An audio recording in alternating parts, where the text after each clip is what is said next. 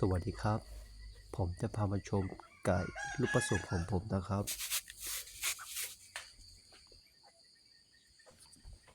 ช่วงนี้เป็นช่วงที่ไก่กำลังแข่งขนนะครับส่วนมากแล้วผมไม่ได้ขังไว้ผมจะปล่อยไว้ตามธรรมชาติครับรับชมต่อได้เลยครับ